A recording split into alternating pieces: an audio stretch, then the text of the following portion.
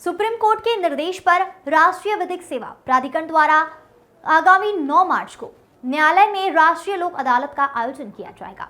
छत्तीसगढ़ उच्च न्यायालय प्रदेश के सभी जिला न्यायालय और अधीनस्थ न्यायालयों में राष्ट्रीय लोक अदालत खंडपीठ द्वारा समझौता योग्य मामले का आपसी समझौता और राजीनामा से प्रकरणों का निराकरण किया जाएगा। प्रकरण की सुनवाई के दौरान पक्षकार और आवेदनकर्ता न्यायालय में उपस्थित हो सकते हैं या फिर जरूरी कार्य के कारण न्यायालय में उपस्थित नहीं हो पा रहे हैं तो वे वकील के माध्यम से वीडियो कॉन्फ्रेंसिंग से भी जुड़ सकते हैं और अपनी सहमति दे सकते हैं।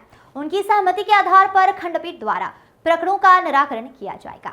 राष्ट्रीय लोक अदालत में बैंक, बिजली, टेलीफोन आदि की वसूली प्रकरण, दुर्घटना, शमनीय अपराध आदि प्रकरण की सुनवाई की जाती है।